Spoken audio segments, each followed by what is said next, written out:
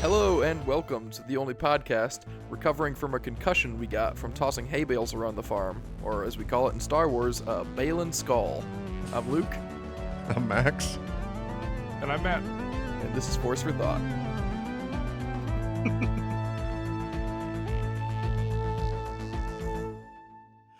All right, hello and welcome back to Force for Thought. Today we are talking about the season finale of Skeleton Crew, aka series finale possibly. We'll talk about that and more. But first I want to get some high-level thoughts as far as what you guys thought of the episode overall and your immediate thoughts on the season as a whole. Luke. The episode was solid, probably middle of the road in terms of the other 8, and the season as a whole also solid. I don't dislike it by any means, and I feel like I'm going to come across rather negatively in this discussion because typically I am deeply in love with every Star Wars project. This just wasn't my demographic. It wasn't made for me.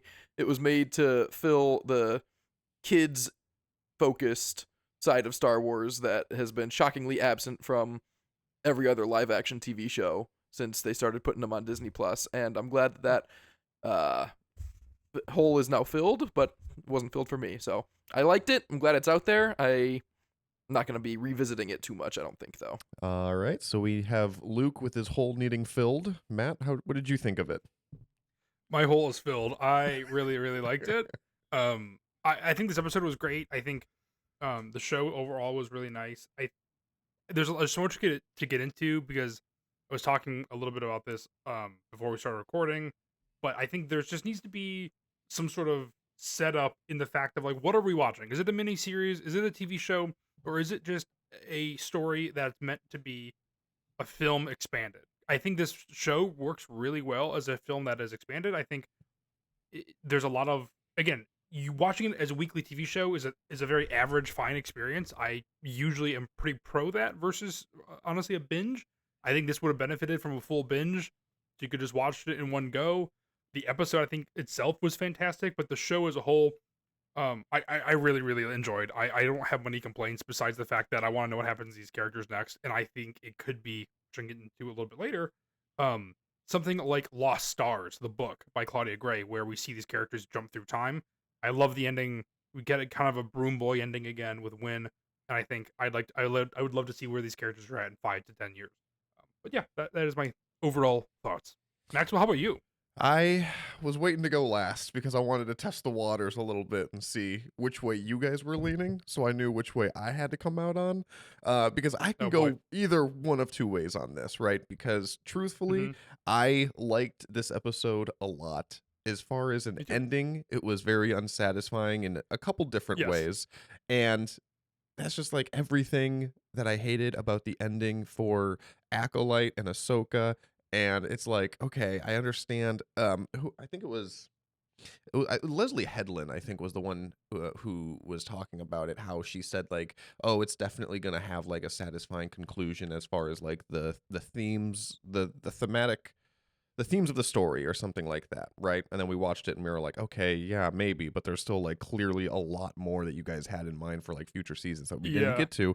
And in my opinion, I think Ahsoka was the worst offender of that, where they set up so much interesting stuff and then it just kind of ended and we were like, oh my gosh, we have to wait till season 2 for what will probably be the best part. So I was really upset about that.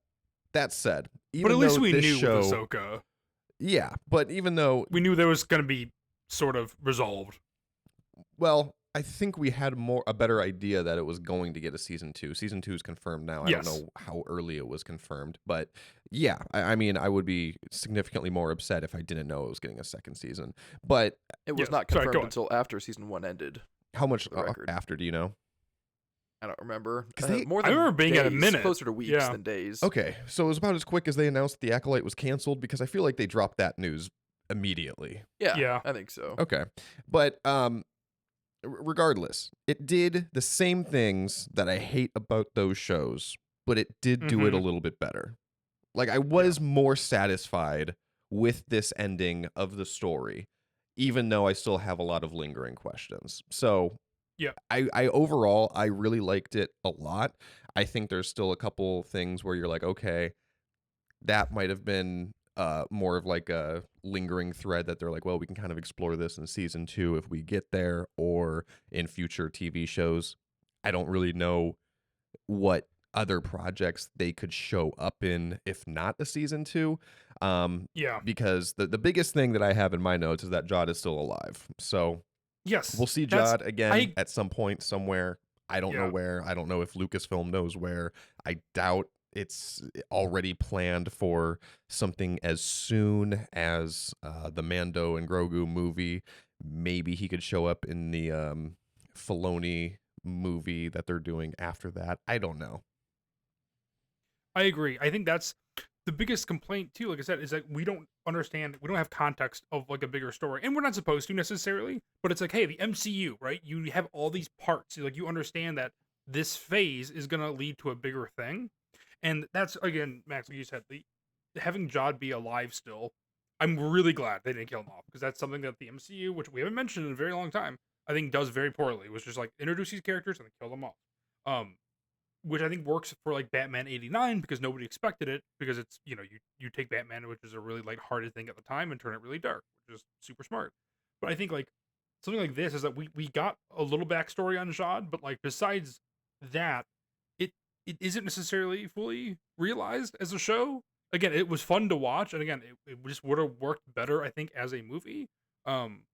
Just because, like Luke said too, like, sorry, go on. I think it was fully realized. I would say that this show was like, it did have a satisfying beginning, middle, end, and I feel like they did break it up into chunks that made sense. There were other shows that just felt more like, okay, this was clearly something that was not a TV show, and they just like arbitrarily divided up, right? Like Kenobi kind of felt like that. I agree. Book of Boba Fett felt like that. This one, each episode was satisfying in and of itself, where I was like, okay, this had like a very clear beginning, like an issue that arose in the plot, and then like a kind of a conclusion. And each one was satisfying, maybe with the exception of that one episode where Neil just kind of passes out at the end. And we kind of joked about that at the time. But other than that, they all had like very clear beginning, middle, ends, and they were satisfying all the way through. I think the show was done very well. I think there's just a couple lingering threads that I guess it's just a personal pet peeve. Star Wars is going to keep doing it, and I'm just not a big fan of that. Unlike some of the other shows where I'm like, okay, there was just some like very glaring like errors with it. But I think this is fine. I don't think it would have been better served as a movie. I mean, I think it would be just as good as a movie. I don't think it would be worse. But I don't think it would be better. The only reason I say that is because I feel like it just, to me, again, for a show, setting these characters up without knowing there was going to be a potential season 2 or where they're going to go off of, and I feel like it was our understanding it was going to be more of a miniseries, but now I feel like it ended so abruptly in a weird way with like no answers really. I mean, we got answers, I guess, with everything. I don't know. It's a mixed bag, I feel like, because I think Star Wars in general just needs to learn to not do. I liked the show a lot. I think it was a lot of fun. My biggest problem is being a movie, being a TV show, you have bigger stakes and you have more to live up to when you're part of a larger IP. I think that you just need context. You can have, like True Detective, doesn't matter. You can have this thing because it's a brand new thing. And it could have been a mini series, and season 1 could have lived by itself, or it went on to season 2, which it did. But again, when you're part of this larger universe, I just feel like it needs some sort of connecting thread or some sort of understanding. I really liked it, but like you said, I like the show in general. Overall, it was a lot of fun. I like these characters, but then now we're just kind of left with like a bit. It's giving me the feeling of potato chips. Like I've used that analogy a lot in the show. Is that I feel like Andor, you're eating a steak and you're feeling really full afterwards, and then at the end of this, I feel kind of like I ate potato chips a little bit, and now I'm like, okay, that was great, but now I don't know if I would revisit it like Luke said. I'm not sure how much I'm going back to this, but to be honest, I was thinking about this a little bit internally, and sorry, Luke, I know I'm taking up way too much time now, and we can jump back and forth to this too, but I was thinking about this the other day. I took a bath, much like Neil in this episode.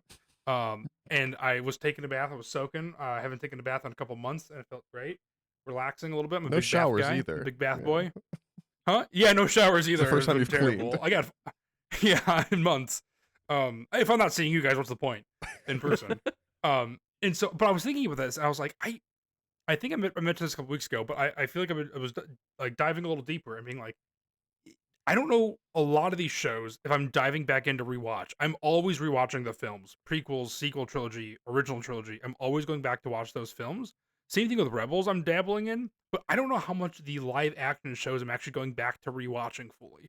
Especially now, like I love watching week to week, but there's something about Star Wars shows, and I cannot figure it out. Maybe it is the endings, a la Game of Thrones, where if it doesn't stick to landing 100%, or we're not satisfied with the ending fully, it's weird to go back because you know the conclusion and it's just meh. And that's weird to me because like I watch Stranger Things on a yearly basis because every single season is amazing. They have a beginning, middle, and end, and it's all satisfying. And it's like those seasons could either continue or not because they leave on a question mark in a good way.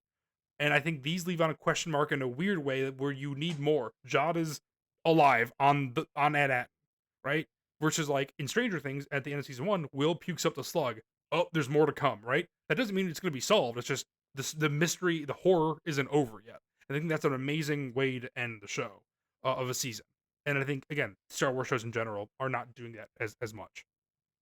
That I was take that prepared with to you, Will. be the negative Nelly on this show for our purposes and among the three of us, but allow me to go ahead and completely turn coat and start defending it because I disagree with everything you guys are saying. I'm curious to hear more of these loose threads that you found dangling at the end of the show. I mean, Jod is alive. I wasn't expecting Jod to be dead because the tone of the show doesn't really lend itself to killing your main character or the main villain, the big star. And it's not like he ran away at the end. Like he's up in the supervisor's tower and the New Republic is there. He's going to go to prison. They might take him out of prison or he might break out in the future, but characters don't die in franchises all the time and that's not a problem. Yeah, that's fair. I shouldn't say that the problem is that he's alive. He doesn't need to die necessarily, but he needs some sort of. I just don't like how it did kind of end on a question mark. Because, like you said, like, yeah, the New Republic's there. Presumably, they're going to arrest him. I think maybe just give an extra 10 minutes to this episode to just show, like, an ounce of the aftermath. Because, like, clearly that Corellian Corvette showed up. So there's going to be some sort of diplomat arriving, welcoming them to the New Republic, presumably trying to catch them up to speed with what they know or what they don't know. And I would have been interested in seeing some of that. I would have been interested in seeing Jod, carted away or whatever, walked off in handcuffs or something like that, just to give some sort of resolution to that, because I mean, we have no idea what happens there. As well as, I mean, like, it sounds super cheesy, but I'm a little disappointed that we didn't get to see Fern race the school bullies. They teased us with that in the very first episode when we, like, are introduced to her. And I thought for sure that's how, like, the season was going to end, because that's kind of like the common trope in these types of movies. But that's not, like, a legitimate dangling thread or anything like that. That's just kind of like where I expected the show to end. It was going to be like, oh, the following morning, and everyone was going to kind of be dealing with the fallout, and the kids were going to kind of go back to their normal lives. The same thing. It was actually never going to be normal again because they went through this adventure together and stuff like that. I feel like just that, like an extra 10 minutes of that could have helped provide a little more resolution. But even that is just mostly to the Jod thing. Because like I said, he doesn't need to die, just a little bit of resolution. The other almost thing... an after credit scene maybe with Jod, because I love the way it ends with Wim, to be honest. Like, the venture is still out there, he can go chase it. Like, I love that ideal, I love that theory, right? I don't know, that was great to me. So I feel like a little after credit scene with Jod would have been fantastic to be like, oh, he's in prison, and then he meets Bodhi. I don't know. I'm not trying to just to be safe. There is no after credit scene because I did not watch all the way to the end of the credits. Wouldn't we look foolish? There was an Andor. That'd be funny. Yeah, that's true. So there's precedent. I'm not like trying to be negative on it because, like I said, overall, I really like the show. I disagree because, Matt, we do this analogy a lot of, like, how filling is the show really. I don't think the show, I would call it potato chips. I would say that the show was a nice steak, but I think it was like a 6 to 8 ounce steak that after you eat, you're like, I should have got the 10 ounce, or something like that. Oh, that's fantastic again. Yeah, it was a kid's meal steak. It's a legitimate meal, but it's more appropriate for kids than adults, I think. I did love this show, and I think throughout maybe I was the most positive on it the entire time, and I still stand by that. With honestly, my complaints are not with Skeleton Crew. It is with the way Star Wars is handling TV shows. and I think this is maybe one of my favorite episodes of the show, besides that Neil kind of got the shaft in it. Because could always just use more Neil. But I thought this episode was legitimately thrilling, and I loved it. I mean, it focused on the characters that it needed to be focused on, but then they also had, again, this show laid the groundwork for so many intricacies that, like, Luke, you called out so many of them, like the ship A lot of being good locked down, callbacks. and I think all The ship that was stuff, locked down. I fucking It- knew it. Yes, you Came did. You back. called that last episode. Like, that kind of stuff is what makes the show so good. This show is Yeah. really good, and my only complaint is that I just want more of it. Like, that is my only complaint with this show. And again, so I don't want to overshadow. I think maybe I start off on the wrong foot.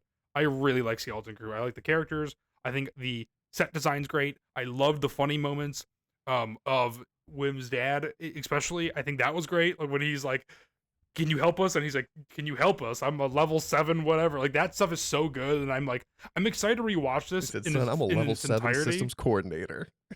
It was a Yes, fist I pump was like, moment. man, You're like, hell yeah, dad. that is everybody's dad who, like, you don't know what their job fully is. Like, that'll be me, when Levi has any understanding of what I do. Like, That'll be but you. I Yes, love that the was show. certainly not your dad. I thought you were about to say that's like everyone's dad, and I'm like, well, our dad is a dentist. Matt's dad is an ex-cop who's definitely killed people.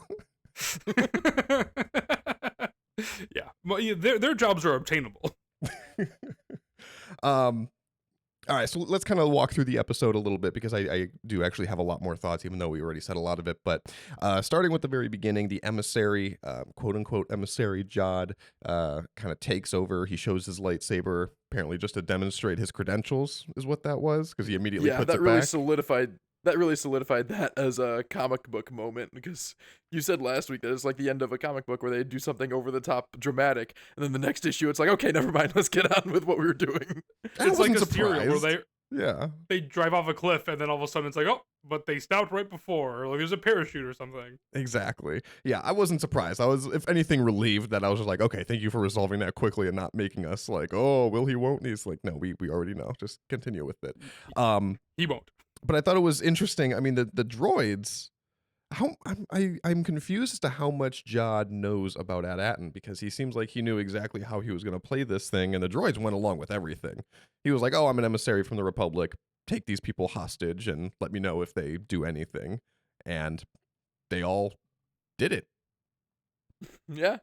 That's They did. awesome. He's a pirate. That's how you pirate. You just go in with unearned confidence and hope that it goes your way, and it I think actually that's did. true, yeah. It's like in Pirates of the Caribbean, Jack Sparrow tries to do that like 5 different times, and every time they say no, screw you. It's nice to see it go the pirates' way once. What would this check be in D&D? Is this deception or skullduggery?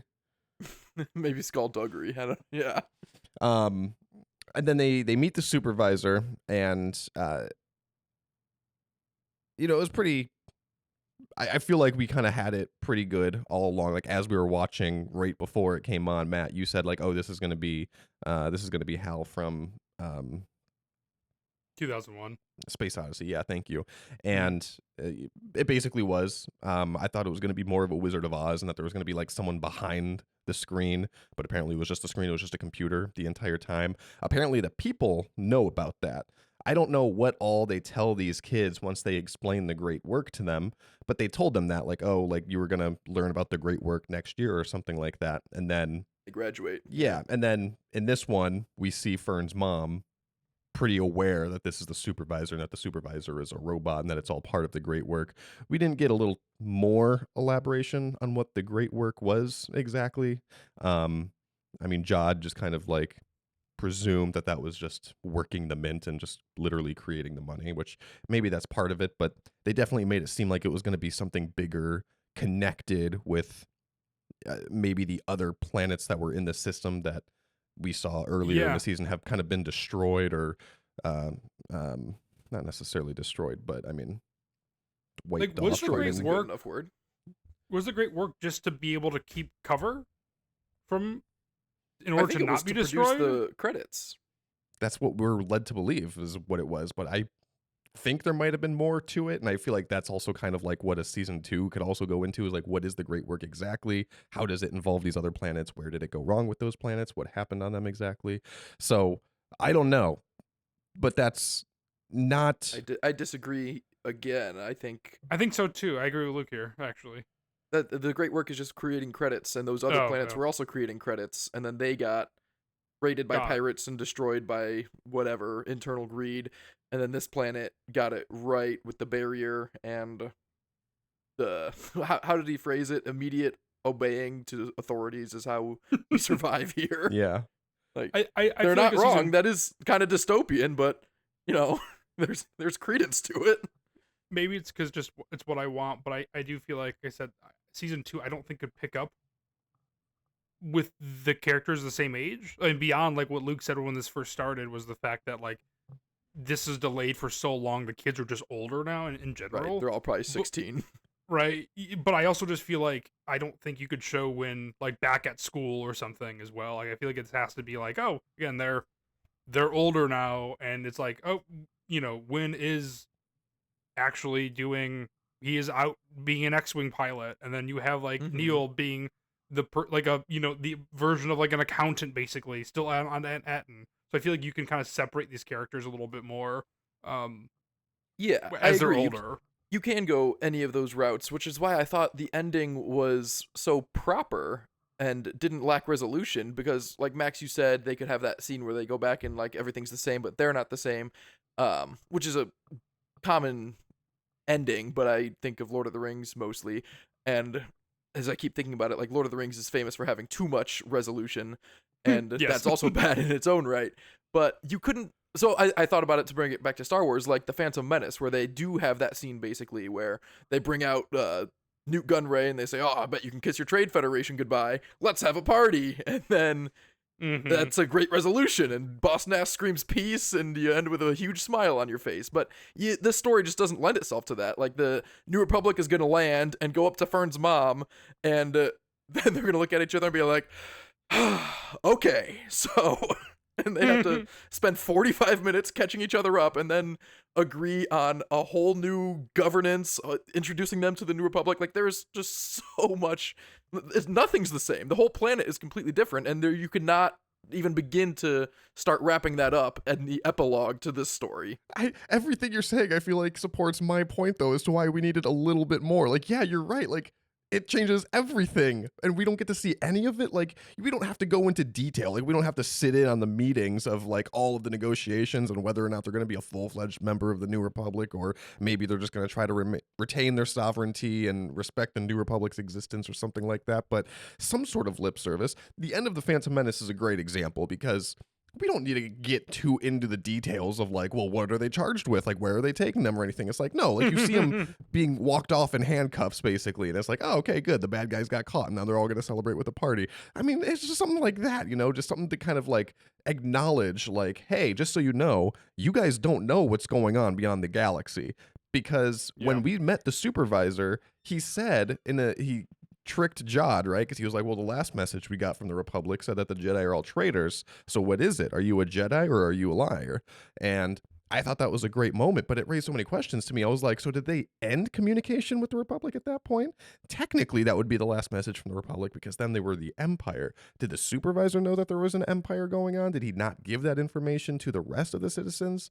Because the citizens knew about the great work. They knew that the supervisor was a droid, but they didn't know about the Empire or the New Republic. They kept saying the Republic.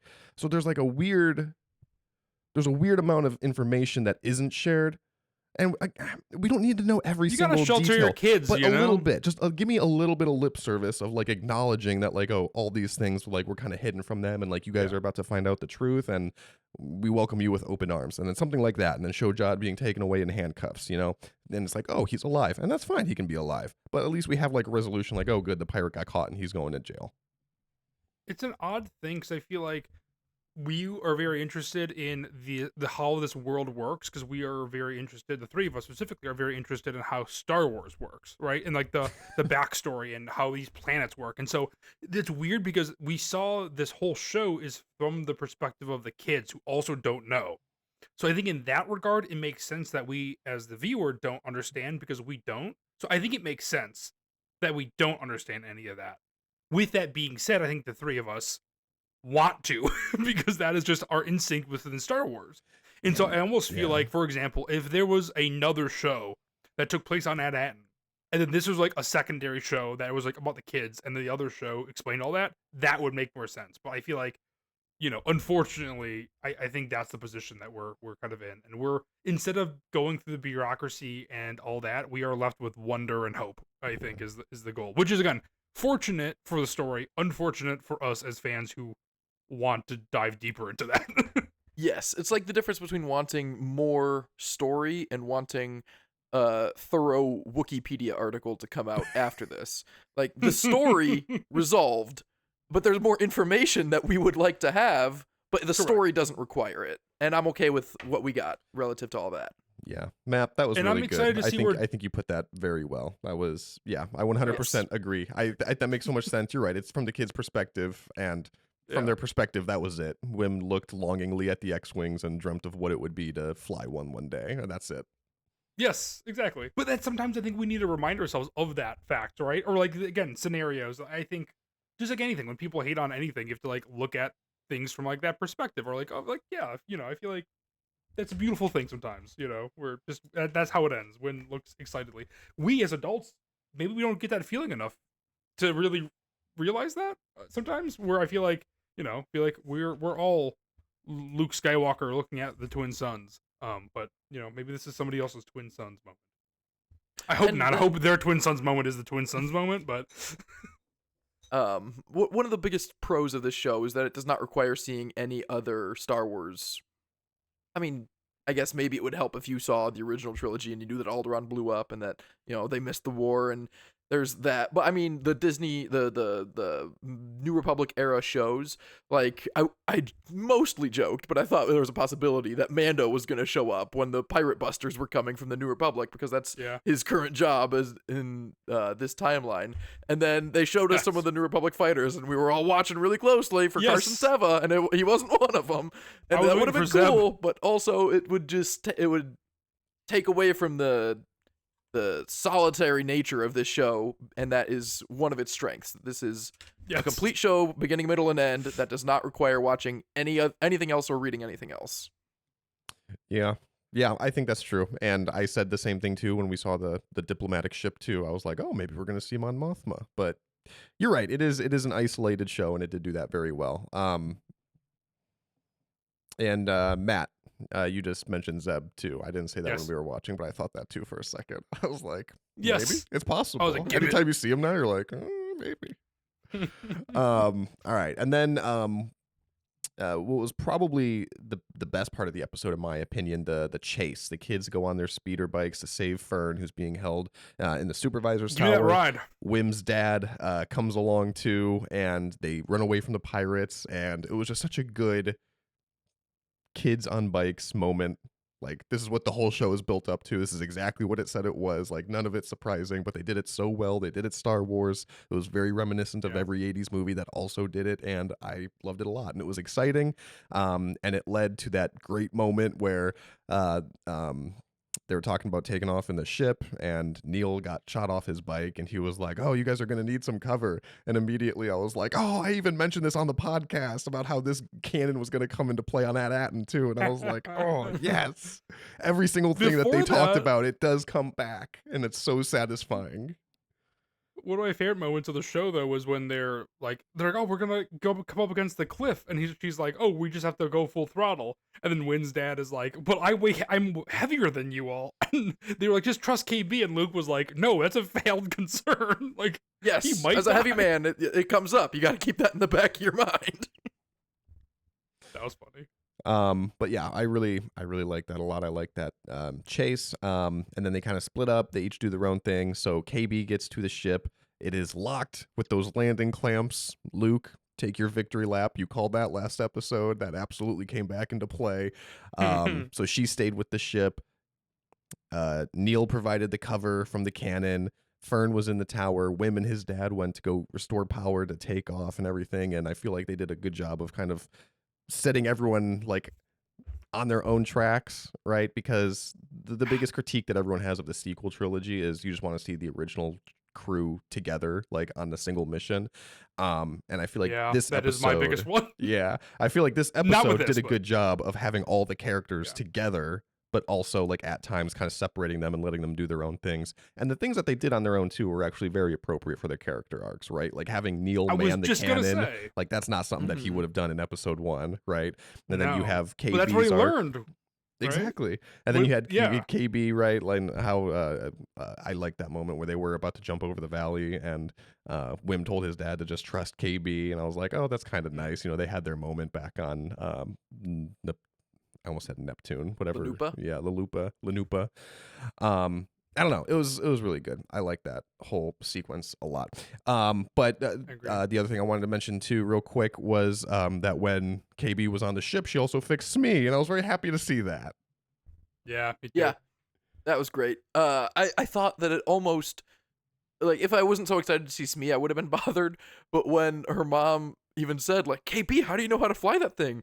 In my head, I was like, because she had a great character arc and she's a capable mechanic. And it's like, oh, Smee's not flying it. But she's still that. That's funny. That was funny though. When she, what did she say? Didn't she say I have a great co-pilot or something? Yeah, something like that. I don't remember the exact line. Yeah, I love that moment right before they're about to take off from each other as well. When KB is in the cockpit and you can see her. Like, man, this all just feels like a ride. Like that feels like a great LED screen of like KB or someone being on there. It just felt so exciting the entire episode. I think this episode, something that had going for it really was the energy, because the Mhm. energy for 30-ish straight minutes was high the entire time. There was no dips. Like Mhm. I was very interested. I mean, even when he murdered he was a robot, but even when he murdered the oh my god, I forgot Supervisor. supervisor. I think I was gonna say the protector.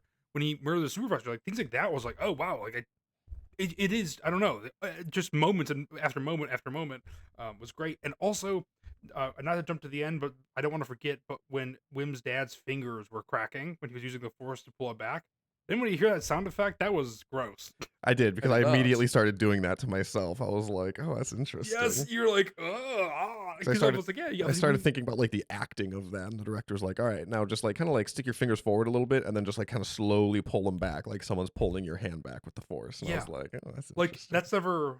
we've never really seen that before. I mean, we have, but like in not to that extent where it's like, oh, someone's their hands gonna be bent backwards. Yeah. There's some graphic force use like that in the Rise of the Red Blade book. Highly recommend it. It's pretty brutal.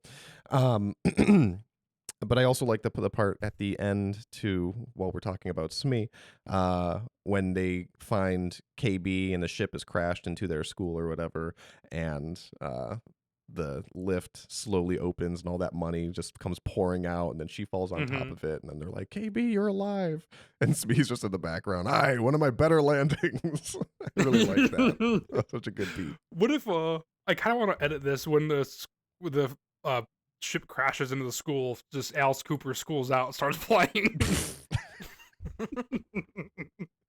That's how it ends. Oh, I thought something that I was like, I wonder if this was like a discussion, because I think I said this when we were watching it, was when Wim's holding the lightsaber, the hilt, and it's not ignited yet, and then Jod is pulling him towards him. I was like, oh my god, is he gonna pull him towards him?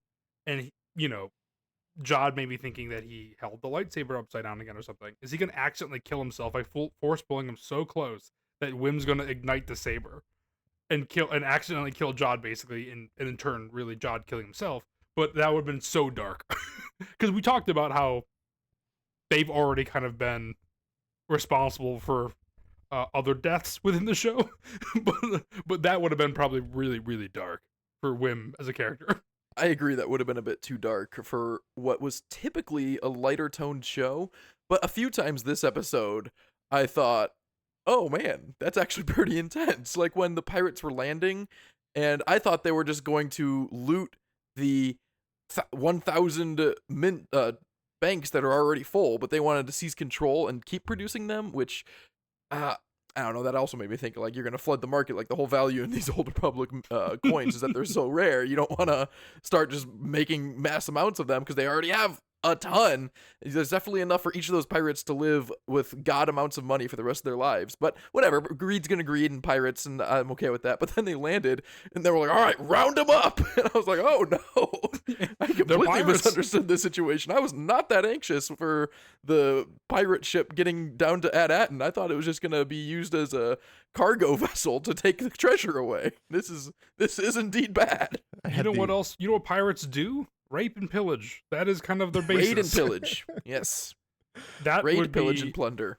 Yeah. I had the exact same thought when they did start their bombardment and they're just like blowing up all the buildings and cars and everything. Yeah, I was like, oh, I actually didn't see that coming. And in hindsight, I'm like, you guys really shot yourself in the foot. You absolutely did not need to do that. And had you not, you really didn't do anything wrong. I mean, the New Republic could have come and you'd just been like, all right, sorry, we're out. We didn't do anything, you know. Thought about it, but you caught us. They started pillaging.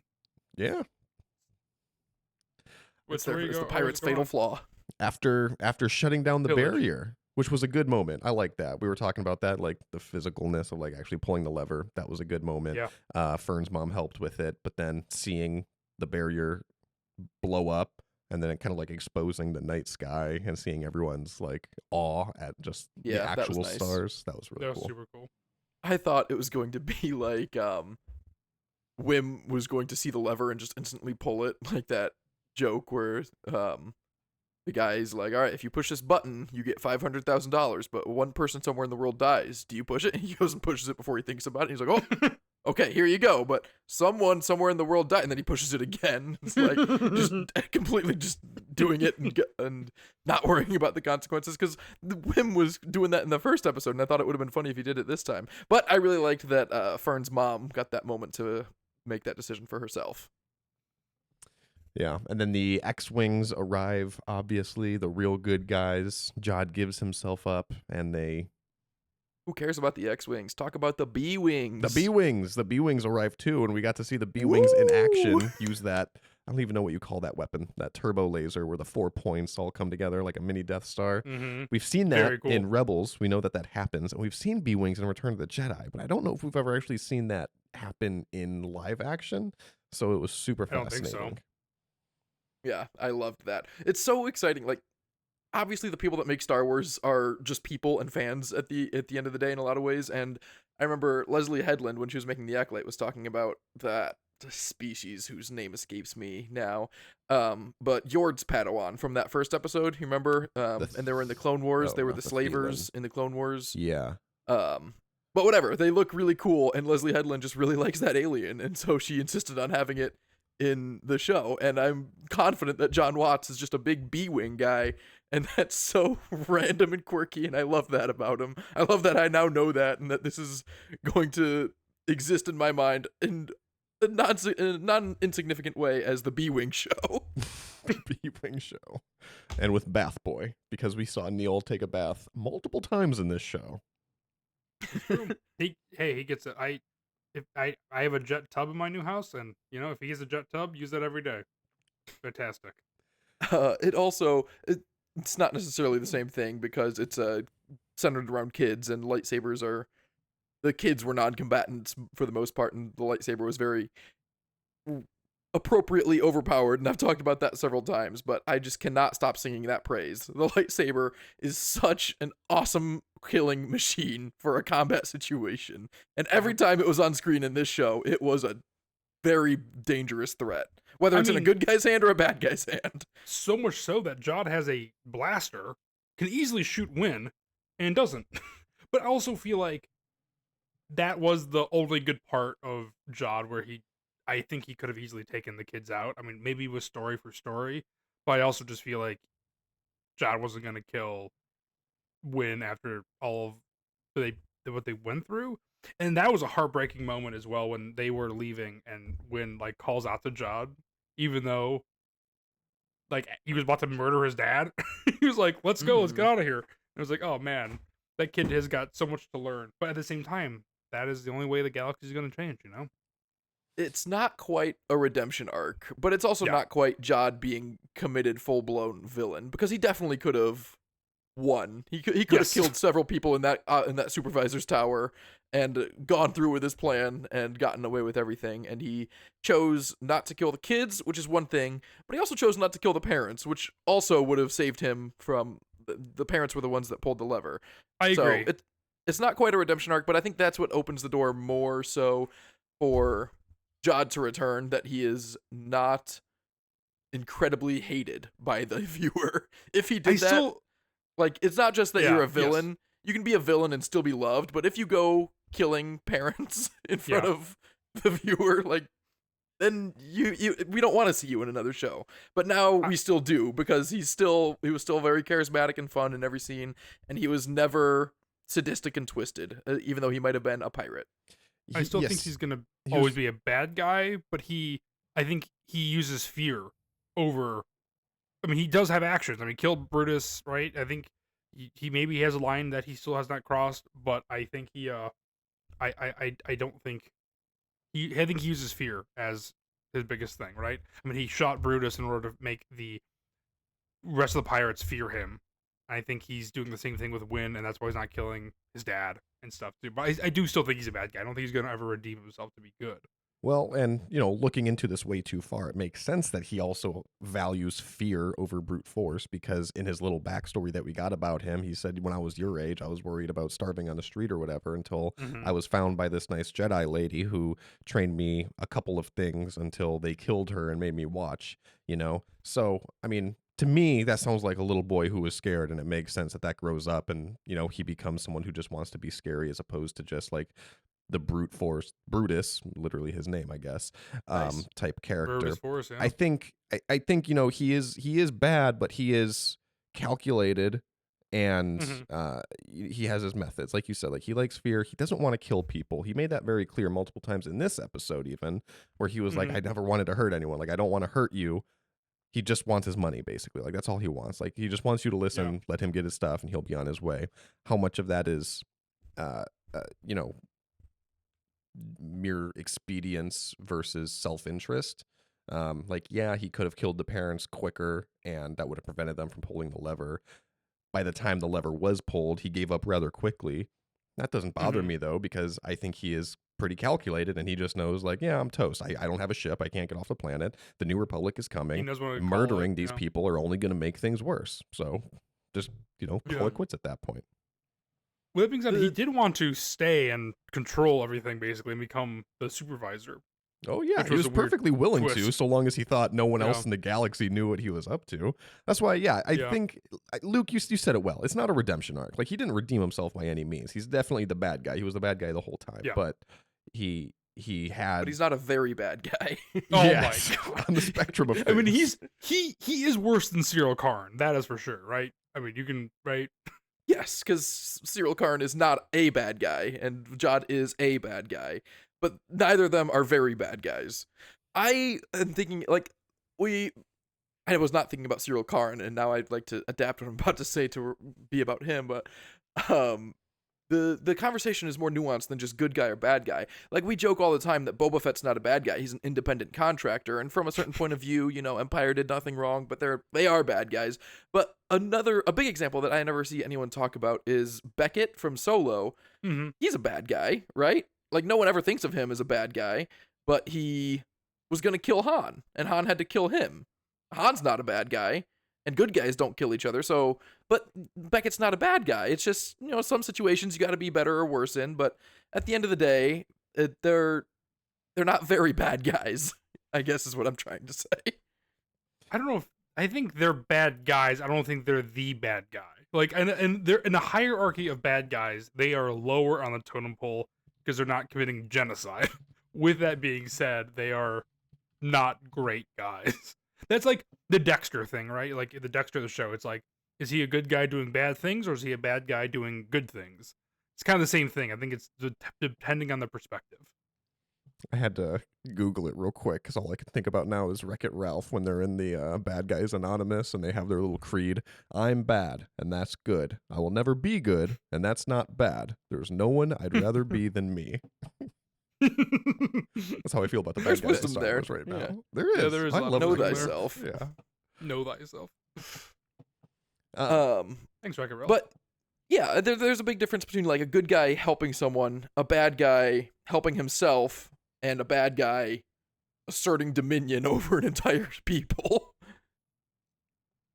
Yeah. Yeah. Yes. Yeah, there's they're- definitely, they are definitely vastly levels there. different. Yes.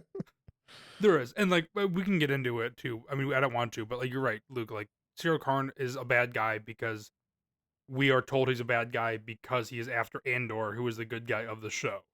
But in real life, he is just doing his job. I mean, in real life, in the show. Real life, he's doing his job catching the bad guy, the terrorist. Exactly. Yes. But like from the show's perspective, so yeah, you are correct.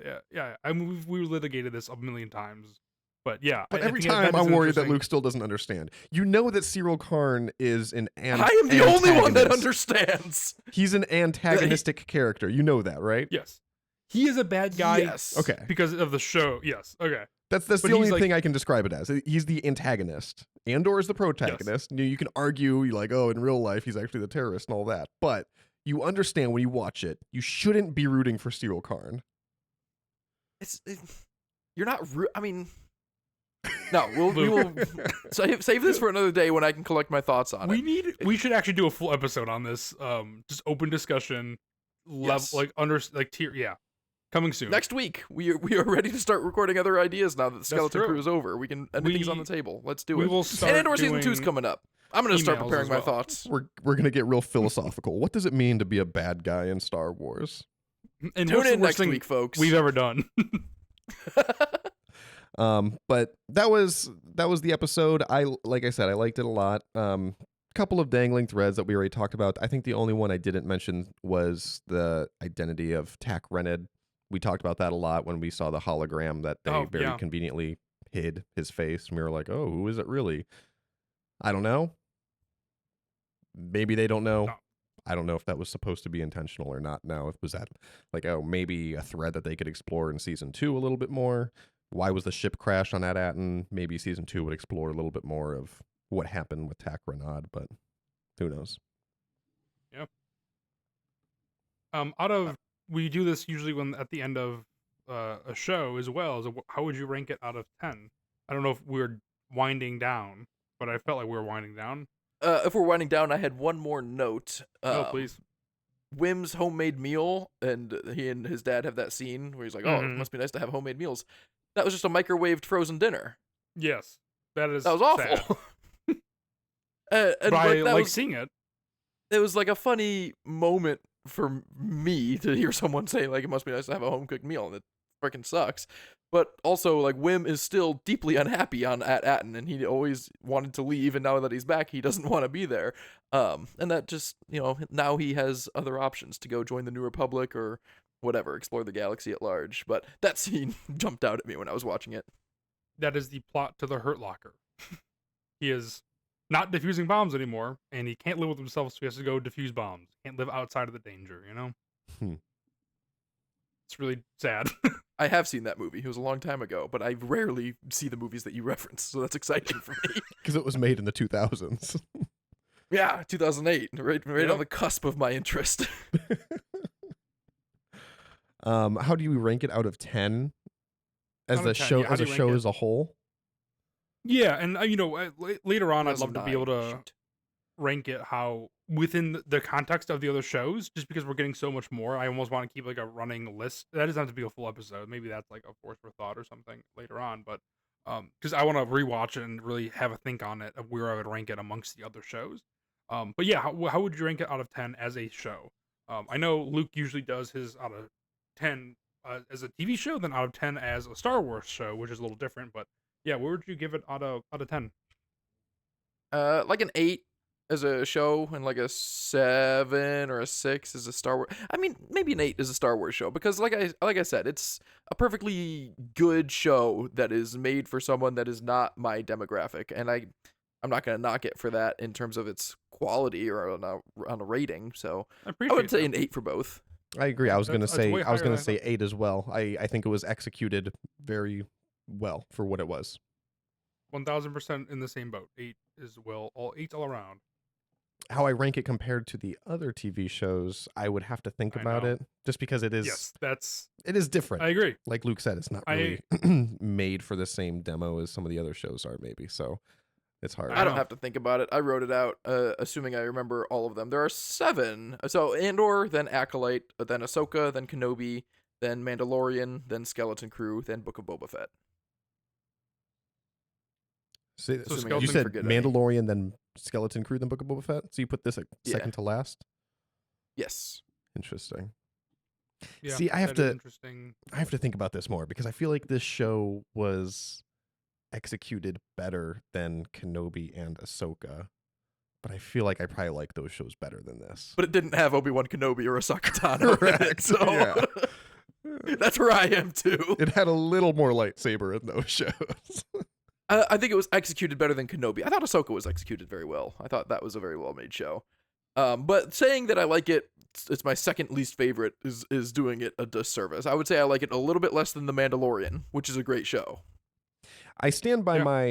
my theory that I think this show is not going to get a whole lot of buzz on the internet, and then after a little while, you'll start kind of seeing it pop up here and there. People being like, "Oh, I kind of watched it, and it was actually really good." I think that's the treatment that this show will get. I agree, and it's inoffensive. It doesn't cross any boundaries or borders. It doesn't have any insane cameos that you're like, oh my god, Lando showed up, or oh my god, Zeb showed up. It's Hondo inoffensive. did not show up. No. I am actually shook. I was I really agree. expecting him. They are saving him. They have to be saving him for like the Mando movie or something. Like I just do not see a world in which, I mean, they are saving him for something really special because he is yet to make his live action debut, and I am beyond surprised. Yeah, I agree. Anyway, force for thought time. Yeah, and yet I have force for thought. Luke. What? Not the yeah. Okay. I was watching Attack of the Clones, and Anakin or Obi-Wan reaches out to Anakin, who should be on Naboo, but he's actually on Tatooine. You guys remember the scene? And then he's on Geonosis, and he's making the message, and he says, "Anakin, do you copy? This is Obi-Wan Kenobi." I don't know. I feel like if you and I are leaving a message, we don't have to introduce ourselves. We know our voices well enough. Not to mention it's a video message, so it's a hologram of Obi-Wan Kenobi saying, "Anakin, this is Obi-Wan Kenobi." Was it a message, think or it- was it a communication? Like, was he expecting him to answer? Why did he say, "Do you copy"? So yes, he was. I guess he said he was trying to get him to answer at that point, and then left a message after. How long, And how long I'm do you sure, try to like- get someone to answer before you leave a message? Is there like a, "Hey, you reached Anakin. I didn't answer. Leave a message after the beep." I mean, canonically, I don't have an actual problem with this. I think there are hand-waving things about intergalactic communications and being unreliable or whatever. Maybe his voice is distorted or something like that. But just to have the next scene be Anakin looking at Obi-Wan Kenobi after him introducing himself, and it's like, yeah, we've met, bro. We've met. He was just like, "Who the That's very hell is funny. this guy?"